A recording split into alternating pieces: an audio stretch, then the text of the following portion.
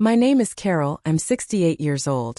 And my daughter-in-law called me demanding rent money just 1 week after secretly marrying my son and telling me I wasn't special enough to be invited. Before I tell you how that single phone call unraveled a lie worth nearly $70,000 and led to a divorce, let me know where you're watching from in the comments. The phone call that ended my son's marriage started on a Tuesday morning. I was sitting in my kitchen here in Austin. The warm Texas sun was streaming through the window, and my coffee tasted perfect. When my phone buzzed, I saw Tiffany's name and I almost let it go to voicemail. But a little voice told me to answer. I'm so glad I did. Carol, she said, without even a hello. Her voice was thin and tight, like a wire about to snap. The rent is late. The landlord just called.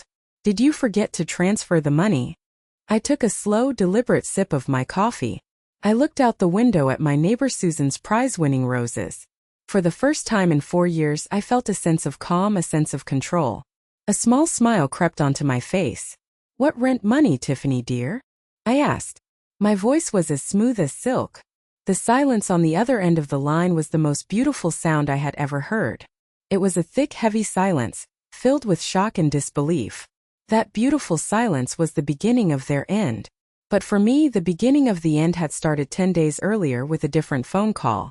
A phone call that felt like a punch straight to the gut. It was another sunny morning. I was feeling happy, excited. My son Mark and his girlfriend Tiffany had been talking about getting married for months, and I was just bursting with anticipation. I decided to call and see if they had finally set a time for the ceremony. Mark didn't answer. Tiffany did. Hello, she snapped, as if I had interrupted something incredibly important. Hi Tiffany, it's Carol, I said cheerfully. Is Mark there? I was just calling to find out what time the ceremony is on Saturday. There was a pause. It wasn't a normal pause, it was a cold, calculating one. I could almost hear the wheels turning in her head. Oh, she finally said, her voice dripping with a kind of sweetness that was more poisonous than any venom. The wedding. We got married yesterday. The words hit me like a physical blow. I had to sit down. The kitchen floor felt like it was tilting beneath my feet. Yesterday. I managed to whisper. My throat was suddenly tight and dry. Yes. It was just a small thing, she continued, and I could hear the smirk in her voice. Just for the truly special people. Special people. The word hung in the air between us, a cruel, glittering insult. I was the woman who had paid the security deposit on their first apartment. I was the woman who had covered the hospital bills when my precious grandson Leo was born. I was the woman who, for the last 2 years, had faithfully transferred $1,000 into their account on the first of every month for their rent fund, because Mark's salary at his marketing job wasn't quite enough and Tiffany was trying to get her lifestyle influencer career off the ground. And I wasn't special enough. Before I could even find the words to respond, before I could even process the sheer cruelty of it, she twisted the knife. By the way, she said, her tone suddenly all business. Can you transfer this month's money a little early? We have some extra expenses after the wedding. And then she hung up. Just like that. She hung up, leaving me in a stunned silence, the dial tone buzzing in my ear. She had kicked me out of one of the most important days of my son's life, and in the very next breath, asked me to pay for it. I stood there, completely numb, the phone feeling like a lead weight in my hand. I tried to understand how the son I had raised, the boy I had taught to be kind and respectful, could do this to me.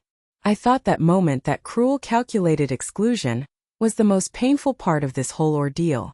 But I had no idea. What I was about to uncover was so much worse. That phone call. It was just the tip of the iceberg. Later that day my son called. Mark's voice was shaky, laced with the guilt he was trying too hard to hide. Mom, he started. I'm so sorry we didn't call sooner. Things just got crazy. It was a last-minute decision.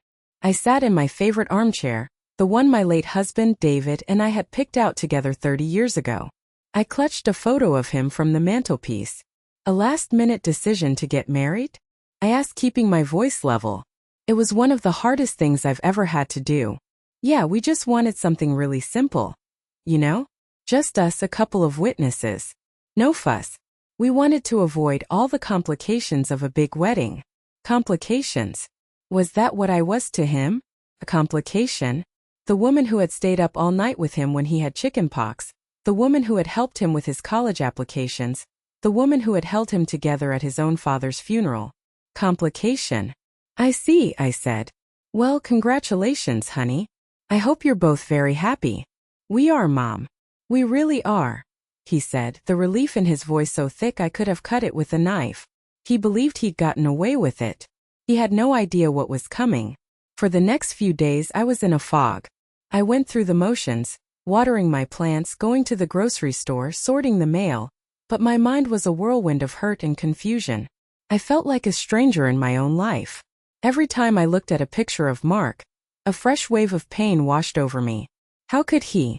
The answer came on Friday afternoon, in the form of my next-door neighbor Susan and a freshly baked apple pie. Susan has been my rock since David passed away. We share everything. Carol, I have to show you this, she said, bustling into my kitchen and setting the pie on the counter. She was already pulling out her phone. I saw Mark's wedding pictures on Facebook. Tiffany posted a whole album. They look so beautiful. My blood ran cold. Facebook. Yes. Look. She turned the screen towards me, and there it was. Not a simple private ceremony. It was a lie. A carefully crafted, publicly displayed lie. The first picture was of Mark and Tiffany on the steps of the Austin courthouse, smiling radiant. My son looked handsome. Tiffany wore a chic white dress that I knew must have cost a fortune. My sweet grandson Leo stood between them in a perfect little tuxedo, holding a sign that said, "My humans are getting married." He was adorable, and I had missed it. I had missed seeing him all dressed up, being part of his parents' big day. That single image felt like a dagger in my heart. But it was the next picture that made my stomach drop. It was a group shot. Mark and Tiffany were surrounded by at least 20 other people, all laughing and raising champagne glasses. It was taken at a fancy steakhouse overlooking Lake Travis, a place where a single meal costs more than my weekly grocery budget. I recognized a few of Tiffany's friends from her Instagram, the other influencers she was always brunching with. 20 people. A fancy restaurant. Champagne. This wasn't a last-minute, private event. This was a planned, catered, expensive celebration. A celebration they had deliberately, cruelly cut me out of. Susan must have seen the look on my face. Her own smile faded. Carol? Are you okay? I didn't see you in any of the pictures. I just assumed you were taking them. I had to force a smile onto my own lips. It felt brittle, like it might crack at any moment. Oh, you know how it is, Susan, I said, my voice sounding strangely high-pitched. They wanted to keep it small. I respect their choices. She looked at the photo again, then back at me, a flicker of doubt in her eyes. But she was too good a friend to press the issue. Well, it looks like it was a lovely party, she said gently. After she left, I couldn't even look at the pie. The smell of cinnamon suddenly made me feel sick. I sat at my kitchen table for a long time just staring at the wall. The lie wasn't just in what they had told me, it was in what they had hidden. They hadn't just gotten married without me. They had replaced me. They had created a new family, a special family, and I wasn't in it. That night sleep was impossible. I tossed and turned, the images from Facebook burning in my mind. The smiling faces. The raised glasses. My son celebrating with a room full of near strangers while his own mother sat at home, completely unaware. The anger started as a slow burn in the pit of my stomach, but with every passing hour, it grew hotter, fiercer. This wasn't just a thoughtless oversight. This was a calculated act of cruelty. They didn't just forget me. They erased me. And they still expected me to pay their bills. Sometime around 3 a.m., I sat up in bed. A decision had formed in my mind, as clear and hard as a diamond. They wanted me out of their lives? Fine. Then I would be out of their finances too. I reached for my phone on the nightstand. The warm glow of the screen illuminated my face. I thought about the thousands of dollars I had given them, the sacrifices I had made, the love I had poured out, only to be treated like an inconvenience, like an ATM. My hands were steady as I opened my banking app. I navigated to the scheduled payments. There it was, $1,000. Recipient Mark T. Set to go out on the 1st of the month. My finger hovered over the delete button. There was no hesitation. Not anymore. Pressed it. A small confirmation box popped up. Are you sure you want to delete this scheduled payment? A real smile, the first one in days, touched my lips. Oh, I'm sure. I whispered into the darkness of my room. I tapped confirm. The transaction disappeared from the screen. It was done. The financial cord had been cut. I knew the phone call would come. It was just a matter of time. But before they called me about the money, I was about to discover just how deep their contempt for me truly ran. The feeling of deleting that payment was liberating. It was like a weight I didn't even know I was carrying had been lifted off my shoulders. For the first time in days, I slept soundly. The next morning, fueled by a new sense of purpose, I did something I should have done a long time ago. I sat down at my computer and pulled up Tiffany's Instagram profile. I had always glanced at it, mostly to see pictures of Leo, but I had never really studied it. Now I looked at it with new eyes. It was a carefully curated fantasy land. There were pictures of her posing with designer handbags, bags I knew cost more than my monthly mortgage payment used to be. There were photos from weekend getaways to charming little towns in the Texas Hill Country, staying at bed and breakfasts where one night cost what I spent on utilities for a month. There were endless pictures of elaborate meals at trendy Austin restaurants, plates of food so artfully arranged they looked like museum pieces. Under one photo of her holding a $1,500 handbag, the caption read, "Work hard, treat yourself. #bossbabe, #hustle." I nearly choked on my coffee. Her hustle? Her hustle was cashing the checks I sent her. Her hard work was convincing my son that his mother's love could be quantified in dollars and cents. I scrolled further, my anger building with each picture. Here was a photo of her and Mark at a winery, the sunlight catching the diamond on her finger. The caption, "Living our best life." My money was funding their best life. My retirement savings, the money my husband and I had worked for, scraped for, and saved for over 40 years, was paying for their brunch cocktails and designer clothes. And for what? To be deemed not special enough to witness my own son get married. That's when I saw it. A post from 3 weeks ago. It was a picture of a new sleek-looking SUV in their driveway, a big red bow on the hood. The caption was filled with heart emojis. Surprise the hubby with a little upgrade. He deserves it for getting that big promotion at work. A promotion? Mark hadn't mentioned a promotion. He had just told me last month that things were still tight, that he was hoping for a better salary by the end of the year, which was why my financial help was so crucial. Was that a lie too? The car, the promotion, the endless spending. It was all starting to paint a very ugly picture. A picture of deceit that went far beyond just a secret wedding. I felt a hot flush of shame. How could I have been so blind? I, a retired history teacher who had spent her life teaching students to look for evidence and question narratives, had accepted their story without a single question. I had wanted to believe in the little family I was helping to build. I wanted to be the supportive mother, the doting grandmother.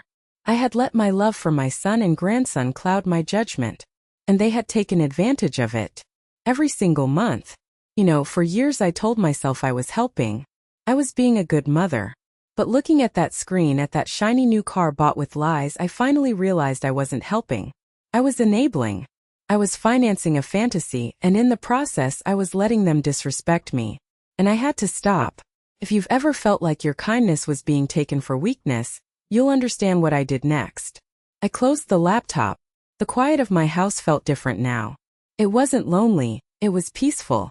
It was the sound of my own life reclaimed. I spent the rest of the week in a sort of pleasant daze. I worked in my garden. I had lunch with Susan and we didn't mention the wedding once. I went to the library and checked out a stack of books. I was taking my life back one small quiet moment at a time. I knew the first of the month was approaching.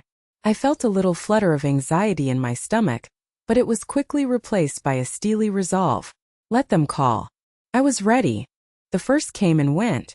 Then the second. The third. Silence.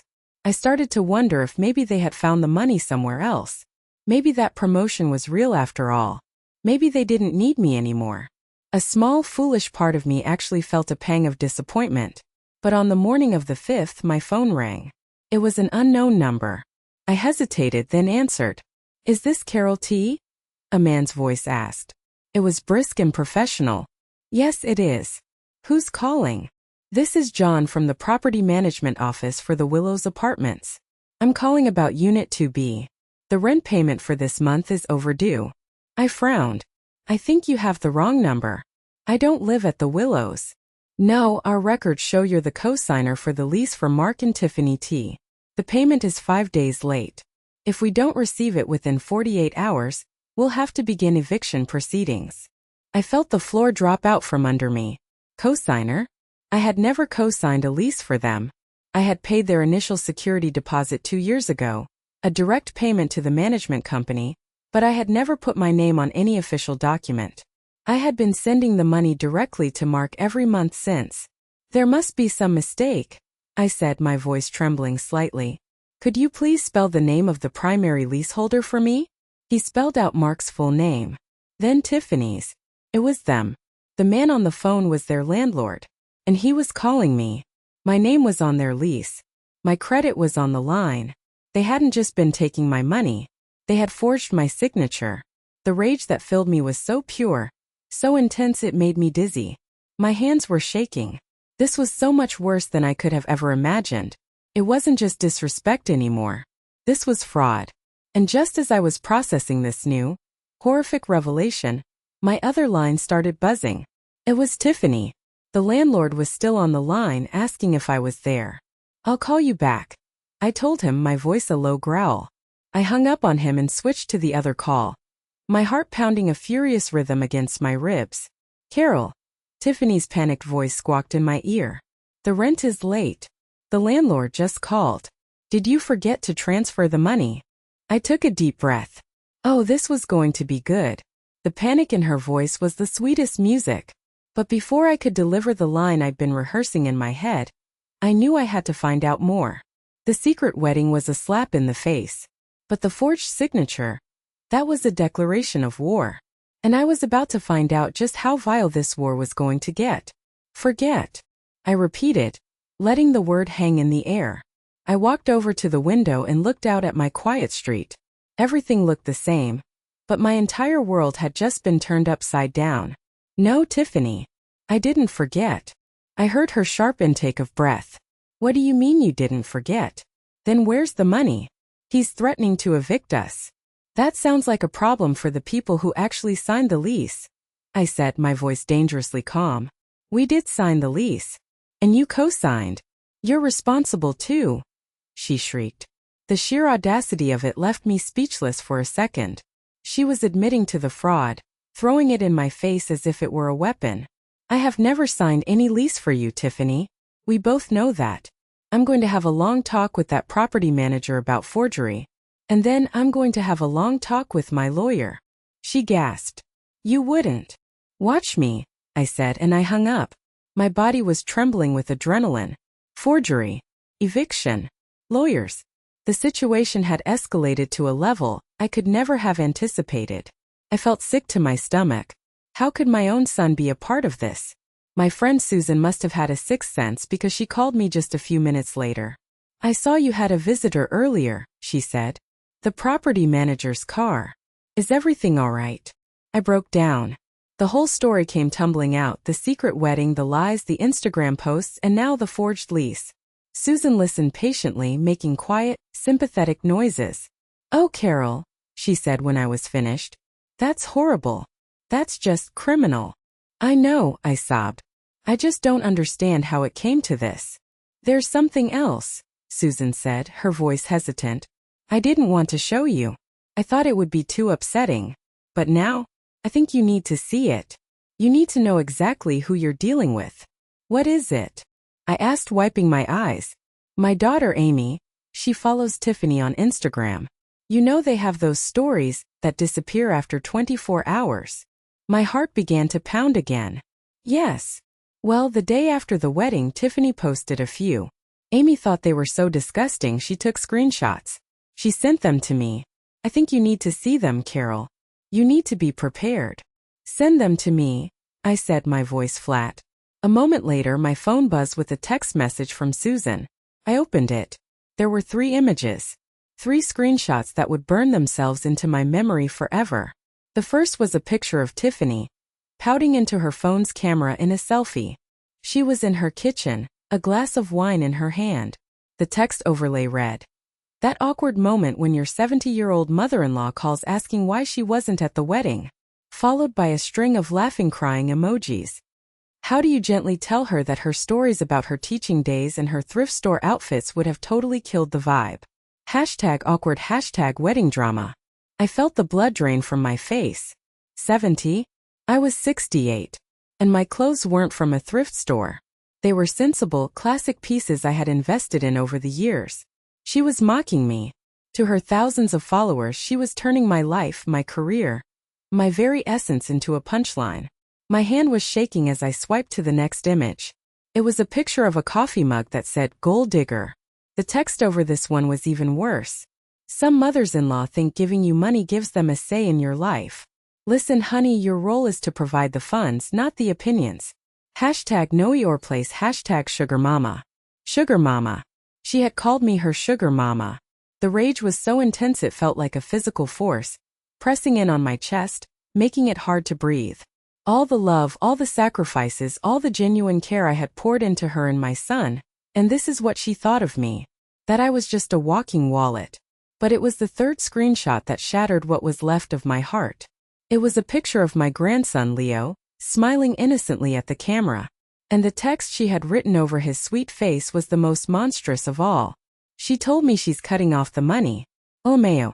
We'll see how long that lasts when she realizes it's her only way to see this little guy. Checkmate. #family politics #grandma manipulation. She was using my grandson against me. She was using my love for Leo as a tool for blackmail. She was openly plotting to use a 4-year-old child to extort money from his own grandmother.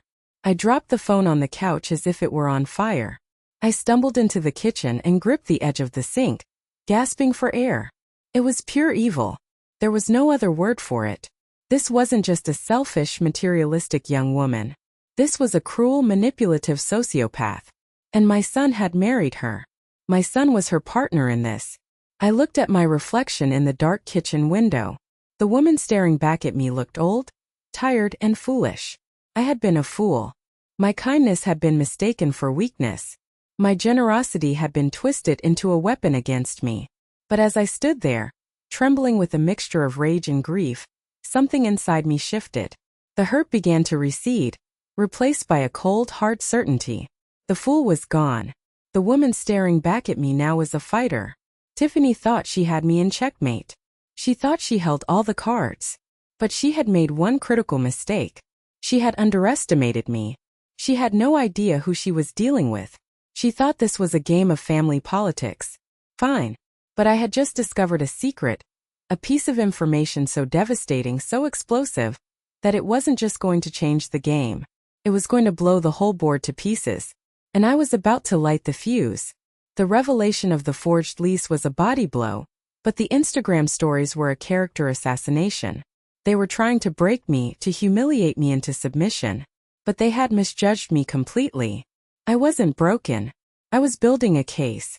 My first call was back to John, the property manager. "John, this is Carol T. again," I said, my voice now steady and firm. "I need some information. I was never made aware that I was a co-signer on that lease. I need you to email me a copy of the signed agreement immediately." "Ma'am, I can't just."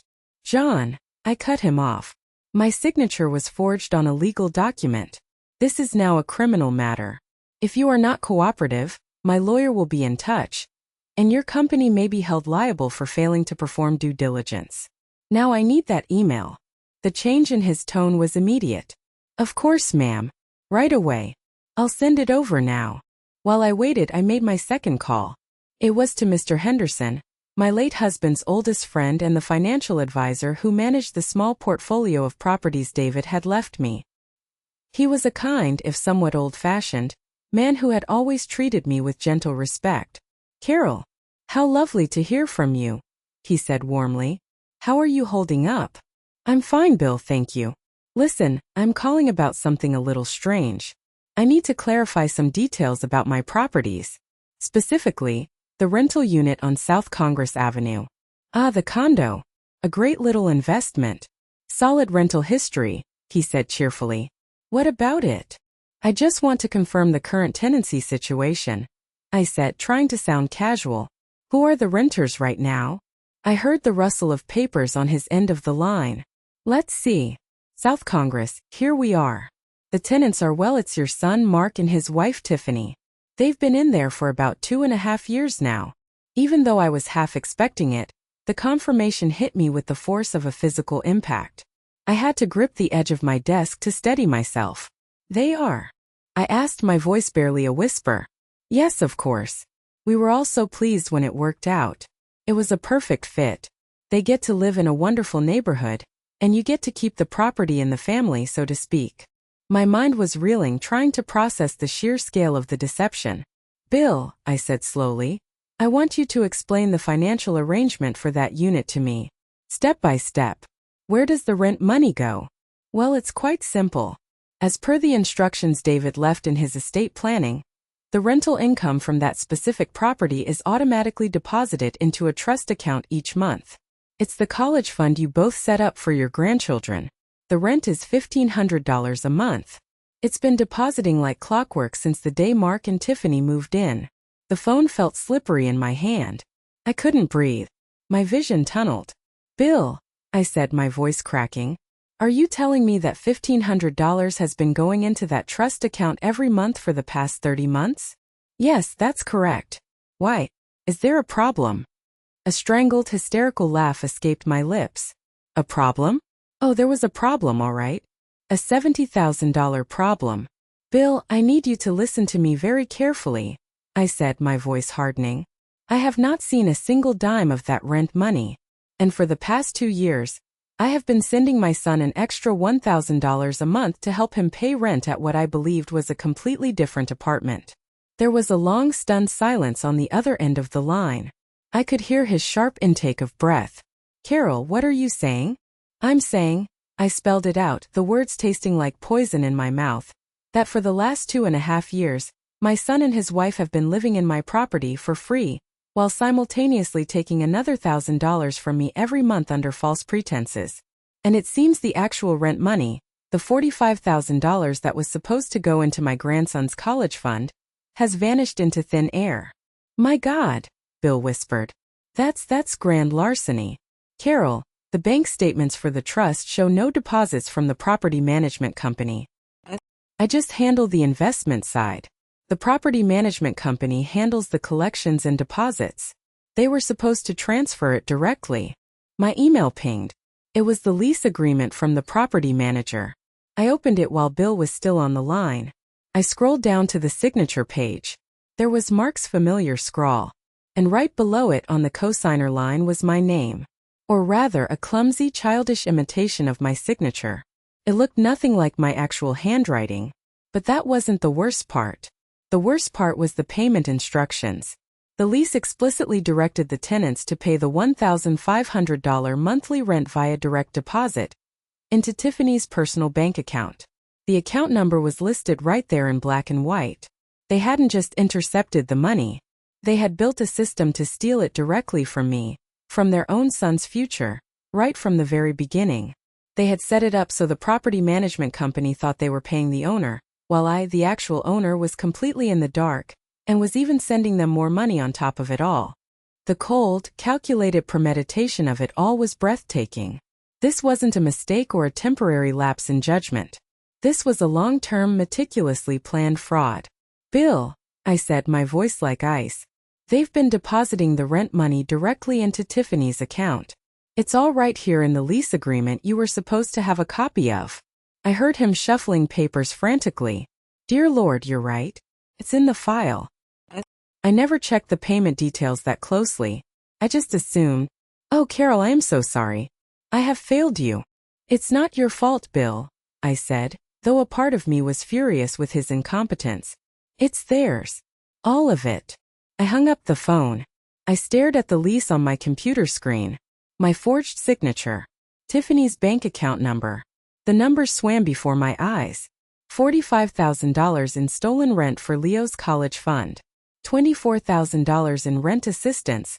They had tricked me into giving them. A total of $69,000. And while they were stealing from me and their own child, Tiffany was on Instagram, mocking my clothes and bragging about her hustle. The hurt was gone now.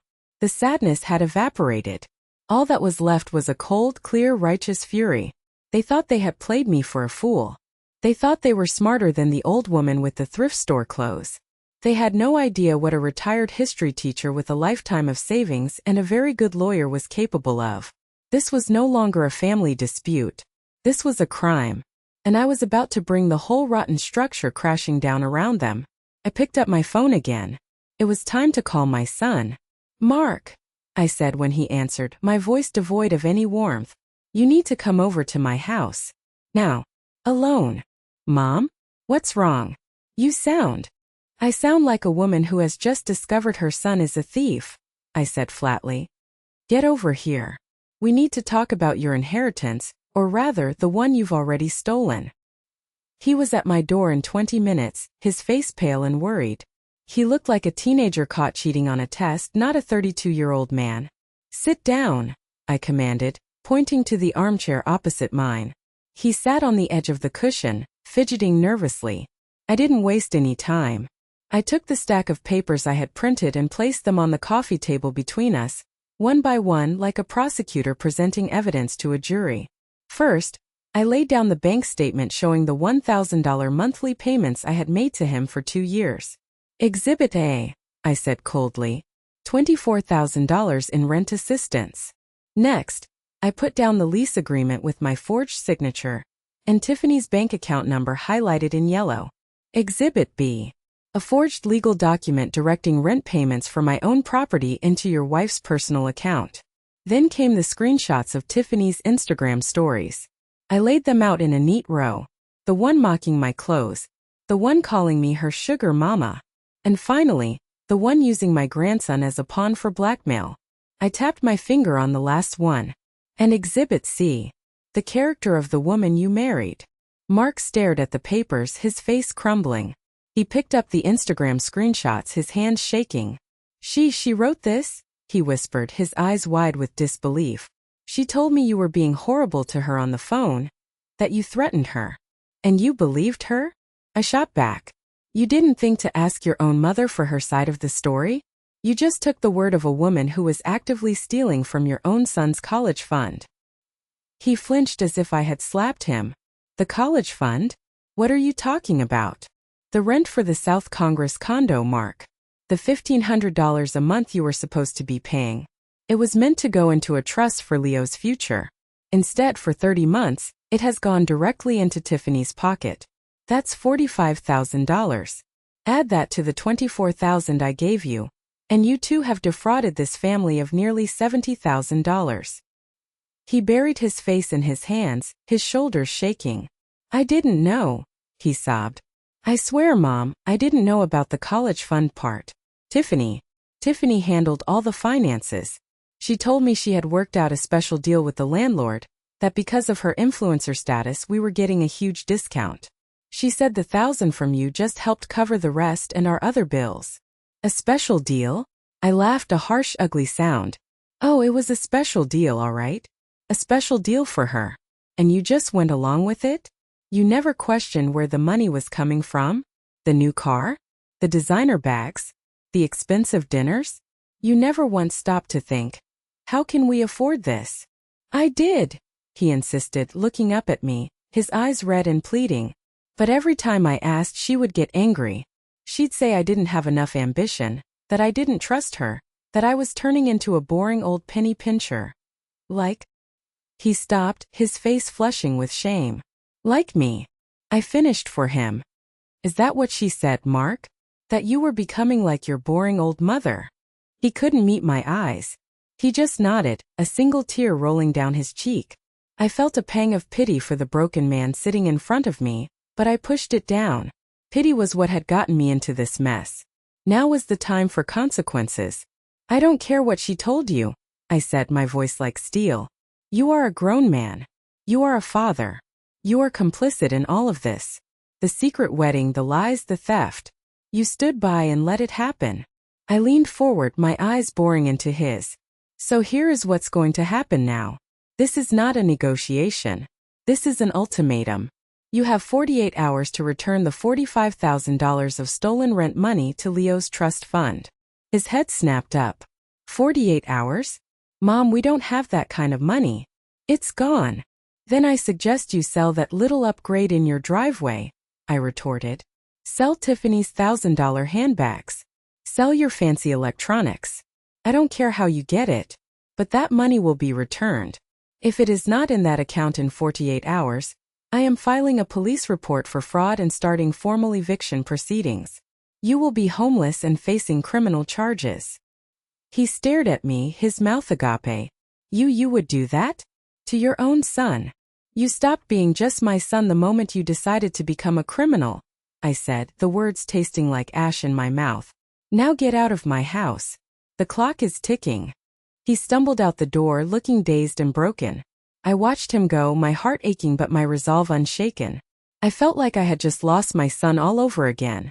I sank back into my chair, emotionally exhausted. I thought that was the end of it. I thought he would go home, they would face the music, and this nightmare would finally be over. But I had underestimated Tiffany's capacity for evil. The ultimatum wasn't the end. It was just the beginning of her next and most vicious attack. She wasn't just going to fight back. She was going to try to destroy me.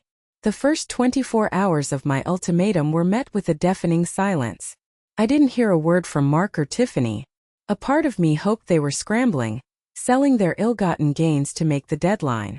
But a darker, more realistic part of me knew Tiffany wouldn't give up that easily. She wasn't the type to accept defeat. She was the type to burn everything to the ground. The attack came on the second day, and it came from a direction I never could have anticipated. It was around 10 a.m. when the doorbell rang. I wasn't expecting anyone. I opened the door to find two people standing on my porch, a man and a woman, both dressed in bland, professional attire. They held up badges. Ma'am, my name is Arthur Cole and this is my colleague Brenda Sanchez, the man said. We're with Adult Protective Services. May we come in? Adult Protective Services? APS? I felt a wave of confusion and dread wash over me. I don't understand. Why are you here?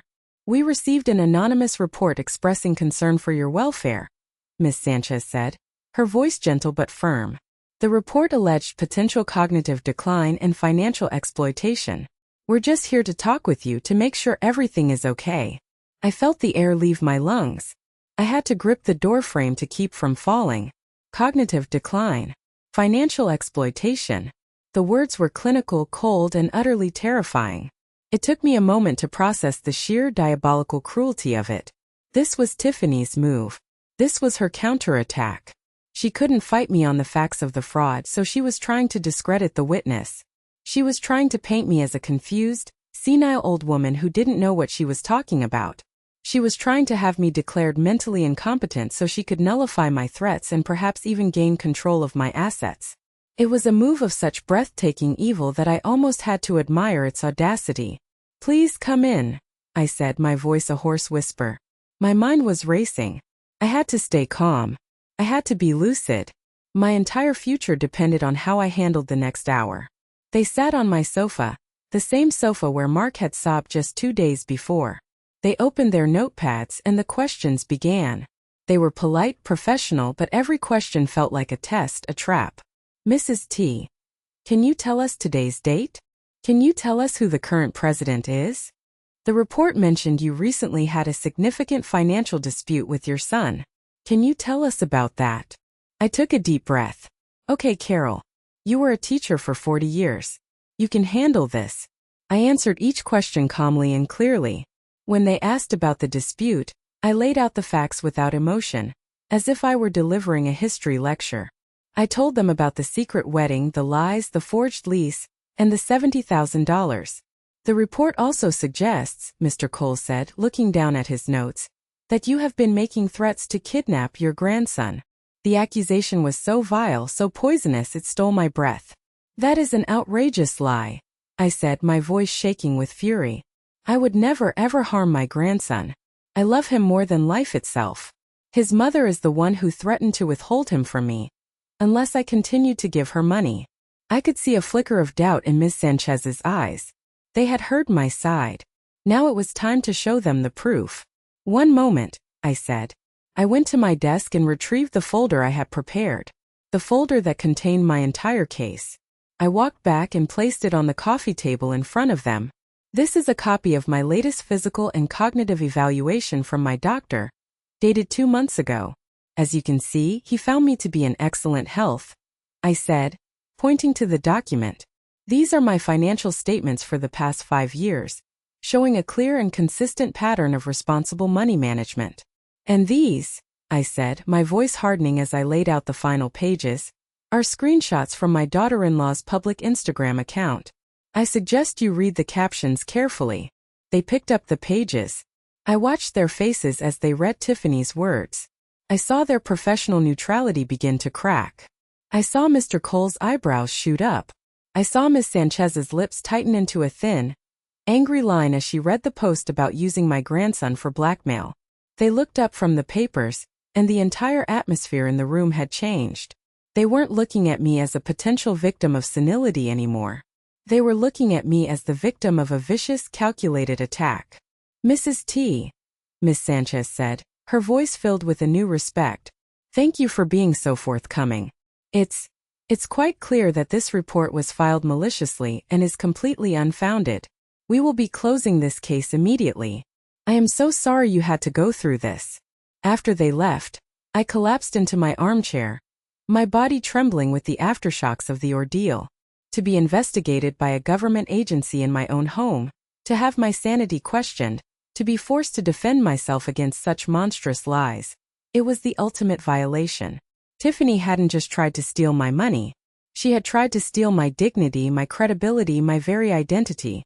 She had crossed a line from which there was no return. The pity I had felt for my son evaporated. The thought of any kind of reconciliation vanished. This was no longer about getting the money back. This was about justice. Tiffany wanted to play dirty? She had no idea how dirty I could get when the well-being of my family was on the line. I stood up, my resolve hardening into something unbreakable. The 48-hour deadline was about to expire, and I knew exactly what my next move would be. The 48-hour deadline passed at 3 p.m. that afternoon. There was no phone call, no text message, no desperate plea for more time. And certainly no $45,000 in Leo's trust fund. The silence from their end was an answer in itself. It was a final arrogant dismissal. They thought the APS stunt had worked. They thought they had scared me into backing down. They were wrong. At 3:01 p.m. I made 2 phone calls. The first was to a lawyer who specialized in real estate fraud. The second was to the Austin Police Department to file a formal report. I gave them everything: the forged lease, the bank statements, Tiffany's account number.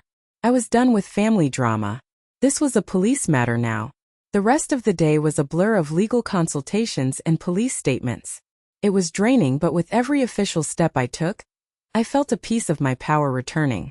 I was no longer a victim. I was a force to be reckoned with. That evening around 9 p.m. my doorbell rang again.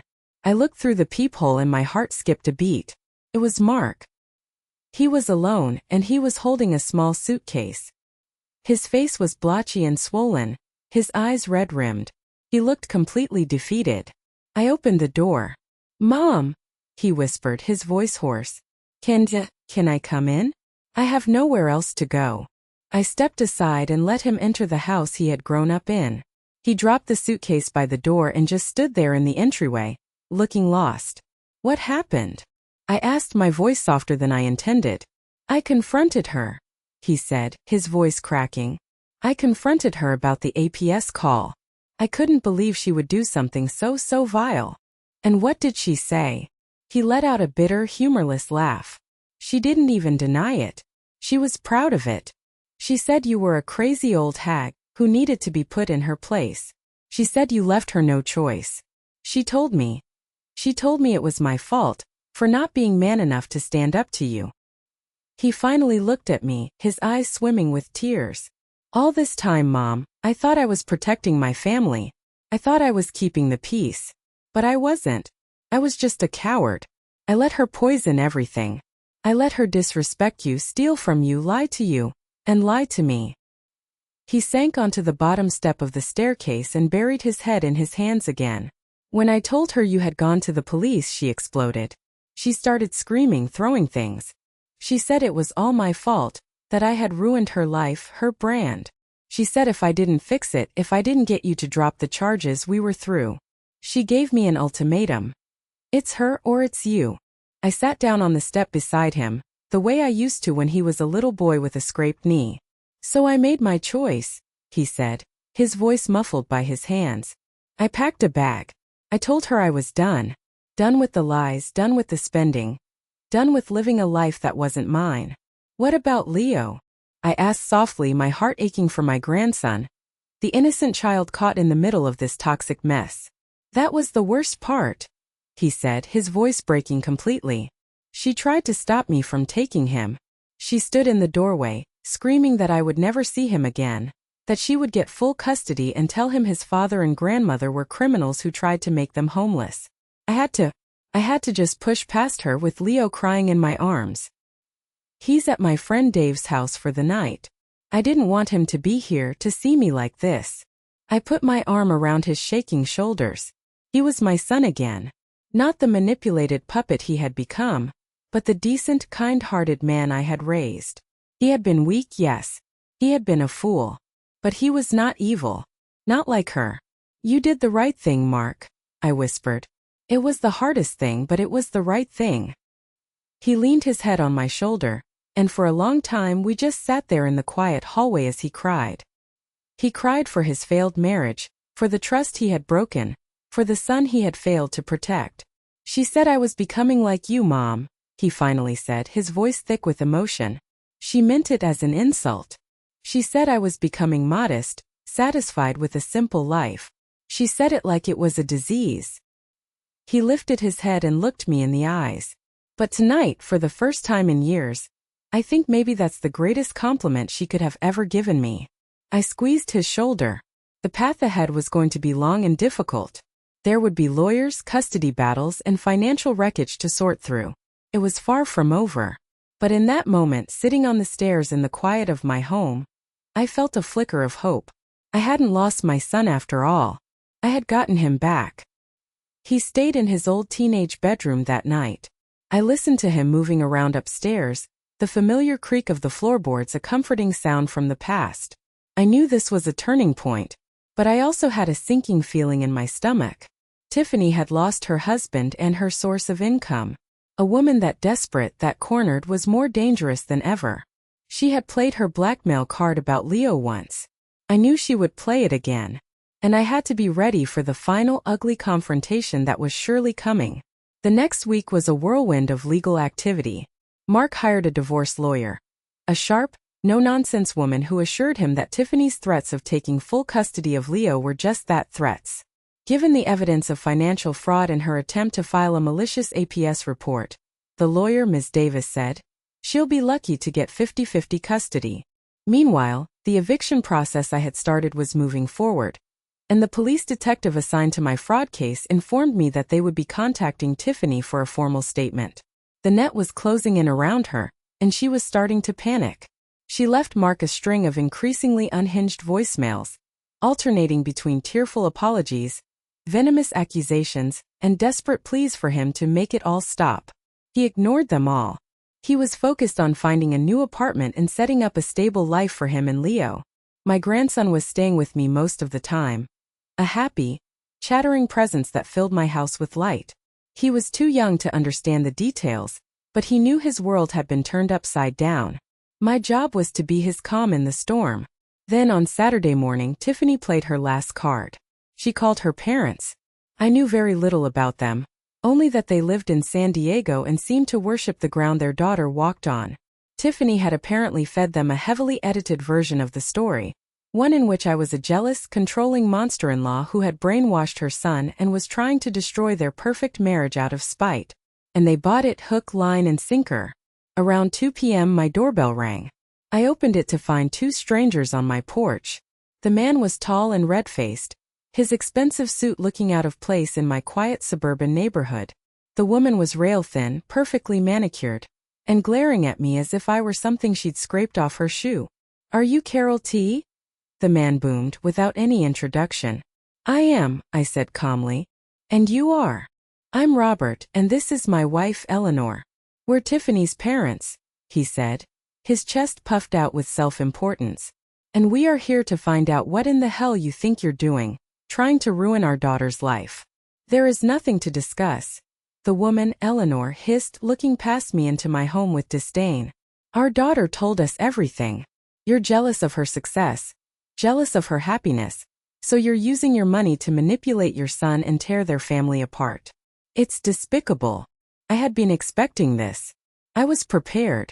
Please come in, I said, opening the door wider. Let's discuss this like civilized adults. They strutted into my living room, looking around at my comfortable, modest furniture with barely concealed contempt. They sat stiffly on the sofa, a united front of outrage. I didn't say a word. I simply walked over to my bookshelf where I had placed the folder. I carried it back to the coffee table and opened it. You believe I'm jealous, I said quietly, my voice steady. Let me show you what I'm dealing with. First, I laid out the bank statements showing the 24 months of $1,000 payments. This is the money I gave them to help with rent. Then, I laid out the lease agreement for my own property, the one they were living in. I pointed to the payment instructions. This is where the actual rent money was directed. Your daughter's personal bank account. Next came the screenshots from Instagram. I placed them directly in front of Eleanor. This is what your daughter thinks of me. This is what she posts for the world to see about the woman who was helping to support her. Eleanor's perfectly painted lips thinned as she read the captions. I saw her hand tremble slightly as she picked up the page with the sugar mama comment. Finally, I placed the official letter from Adult Protective Services on the very top of the pile. The letter that formally closed the case and stated that the report against me was unfounded and determined to be malicious in nature. And this, I said, my eyes locking with Robert's, is what your daughter did when I told her the money train was stopping. She tried to have me declared mentally incompetent. She filed a false report that could have had devastating consequences for my life and my freedom. The silence in the room was absolute. The arrogant bluster had completely drained from their faces. Robert picked up the lease, his eyes scanning the document, his ruddy complexion turning a pasty gray. Eleanor stared at the APS letter, her mouth slightly agape. The carefully constructed narrative their daughter had fed them was crumbling to dust before their very eyes. She didn't tell us about the apartment, Robert finally mumbled, looking at the paper as if it were a snake. She told us she found a great deal online. And the $70,000 she's taken from me and her own son's college fund? Did she mention that either? I asked softly. Eleanor looked up from the Instagram posts, her eyes wide with a horrified disbelief. Tiffany wrote this? She whispered, her voice barely audible. Your daughter, I confirmed. A grown woman of 28, wrote those things about her 68-year-old mother-in-law who had done nothing but help her for 4 years. Another long, heavy silence descended. They had come here ready for a fight, armed with righteous indignation. But they had brought knives to a gunfight, and I had brought a cannon loaded with facts. We didn't know, Robert stammered, finally looking at me. The hostility was gone, replaced by a deep, profound embarrassment. Well, I said, leaning back in my armchair. Now you do. So you tell me, who broke up this marriage? Was it me, for finally refusing to be stolen from and humiliated? Or was it your daughter, who has shown herself to be a liar, a thief and a cruel manipulative bully? They didn't have an answer. They couldn't even look at me. Without another word, they stood up, gathered their things and walked out of my house, their shoulders slumped in defeat. The front door clicked shut behind them. I knew then that it was truly over. Tiffany had lost her last allies. She was completely, utterly alone. The next day, Mark's lawyer received a call. Tiffany had agreed to all his terms for the divorce. It's funny how quickly life can change. 6 months ago, my world was a storm of lawyers, police reports, and bitter accusations. Today, as I sit on a park bench watching my grandson Leo chase a bright red ball across the grass, all I feel is peace. The divorce was finalized 2 months ago. It was messy but swift. Faced with the overwhelming evidence of fraud, Tiffany had no leverage. She fought, of course. She tried to argue for alimony for a larger share of their assets. But her case fell apart when my lawyer presented the evidence of her malicious APS report to the judge. The judge was not impressed. In the end, she walked away with her clothes, her designer bags, and a mountain of debt. Mark and I never pressed criminal charges. My lawyer advised against it, saying it would only drag things out and be more traumatic for Leo. Instead, we reached a settlement. Tiffany had to sign over her share of the new SUV to Mark, which he immediately sold. The proceeds from that, along with a loan from her now chastened parents, were used to repay the $45,000 to Leo's college fund. The account is now whole again, and under my direct supervision. She will be paying back the other $24,000 to me in small monthly installments for the next 10 years. A constant reminder of her choices. She was evicted from my condo on South Congress. The last I heard, she had moved back to San Diego to live with her parents. Her Instagram account, once her pride and joy, is gone. Apparently, after the divorce details became known amongst her circle, some of her friends started leaking the screenshots of her vile posts. The backlash was swift and brutal. The brand she had built on a foundation of lies collapsed overnight. Mark has a new apartment now. A modest 2-bedroom place just a 10-minute drive from my house. It's nothing fancy, but it's clean and bright. And most importantly, it's his. He seems like a different person. The anxiety that used to haunt his eyes is gone, replaced by a calm confidence I haven't seen since before he met Tiffany. He's thriving at work now that he's not under constant pressure to fund a lifestyle they couldn't afford. He's a wonderful father. He and Leo have dinner at my house every Sunday, a tradition we've revived from his childhood. We have joint custody of Leo, a week on, a week off. But honestly, Tiffany often asks Mark to take her weekends. The reality of being a single, hands-on mother without an endless supply of cash for brunches and shopping sprees seems to be more than she bargained for. Leo, for his part, is a happy, resilient little boy. He loves his new 2-home setup, and he adores the quiet, stable life he has with his dad and me. My condo, the scene of the crime, has been cleansed. I hired a company to deep clean it from top to bottom, as if to wash away the residue of all the lies. It's now rented to a lovely young couple, both teachers at the local elementary school. They are quiet, respectful, and their rent check arrives on the first of the month, every month like clockwork. It's funny how things turn out. For a while, I felt like I had lost my family. I felt like my world had been shattered. But I've come to realize that sometimes, things have to fall apart so that better things can fall together. Sometimes you have to lose what's broken to find what's truly yours. I watch as Leo, laughing, stumbles and falls onto the soft grass. Mark runs over, scoops him up, and swings him high into the air. Leo's squeals of delight echo through the park. They are happy. Truly happy. Not the fake, curated happiness of an Instagram post, but the real, messy, beautiful happiness of a father and son who love each other. I never thought I would say this, but in a strange way, I'm grateful for what happened. It was a painful, traumatic ordeal, but it woke me up. It forced me to see the truth I had been avoiding. It forced Mark to grow up and take responsibility for his own life. It stripped away the lies and left us with what was real. The financial loss was staggering, but I've come to see it as the most expensive and most valuable lesson of my life. It taught me that my kindness is a gift, not an entitlement. It taught me that setting boundaries isn't selfish. It's a necessary act of self-preservation. Mark walks over to the bench holding Leo's hand. Ready to go, Mom? I was thinking we could pick up some pizza for dinner. That sounds perfect, I smile. As we walk towards the car, Leo chatters away, telling me about a bug he saw. Mark puts his arm around my shoulder and gives me a gentle squeeze. It's a simple gesture, but it's filled with the love and respect that I thought I had lost forever. In that moment, I knew that everything I had gone through, every tear I had cried, every sleepless night I had endured was worth it. It had led me right here, to this moment of quiet, simple, authentic joy. That Sunday evening, the three of us were sitting around my kitchen table, eating pizza out of the box, just like we used to do when Mark was a kid. Leo was trying to explain the complex social rules of his preschool class, and Mark and I were just listening, laughing at his 4-year-old wisdom. It was simple. It was normal. It was perfect. After Leo was tucked into bed in the guest room, Mark and I were cleaning up the kitchen.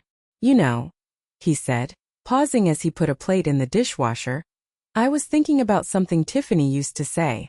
I tensed slightly. I rarely thought about her anymore, and I certainly didn't like talking about her. She was always obsessed with your properties, with the inheritance I was going to get someday. He continued, a sad, knowing look on his face. She called what she was doing an advance on my inheritance. She honestly believed she was entitled to it. I just nodded, continuing to wipe down the counter. She was so wrong, Mom, he said, his voice quiet but intense. She was wrong about everything. She thought your wealth was in those properties, in the money in the bank. She never understood what your real inheritance was. I stopped wiping and looked at him. What are you talking about? He leaned against the counter, his eyes meeting mine. Your real inheritance isn't something you can put in a will. It's your integrity. It's your strength. It's the way you carry yourself with dignity no matter what. It's the way you love fiercely and protect your family, even when one of them is being a complete idiot. He gave a small, self-deprecating smile. That's the inheritance you gave me.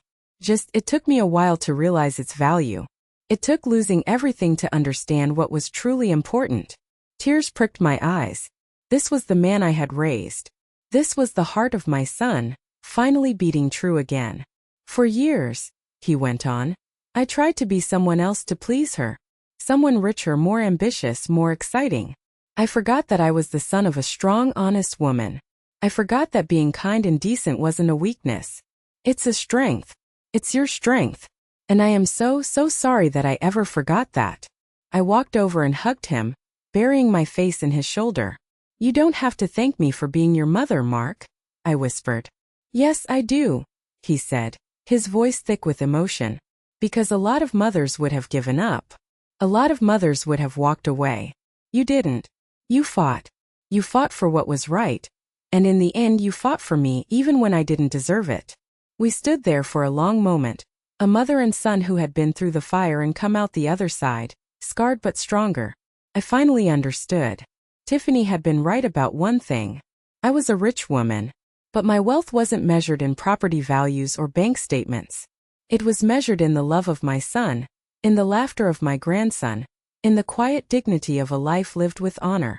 That was my true inheritance. And it was a fortune I could finally share with the son who understood its worth. This whole journey taught me a lesson I will carry with me for the rest of my days. Setting boundaries is not an act of cruelty. It is an act of self-respect. Sometimes the most loving thing you can do for someone is to say no, to let them face the consequences of their own actions. And sometimes to find your true family, you first have to be willing to lose the one you thought you had. Thank you so much for listening to my story. It wasn't easy to share, but I believe in the power of telling our truths. I have a question for all of you watching. Have you ever had to make a difficult stand against a family member whose actions were hurting you or others? What did you do and what did you learn from it? Please share your experience in the comments below. Your story might be the one thing someone else needs to hear today to feel less alone. And if my story resonated with you, please consider giving it a like and subscribing for more. Thank you.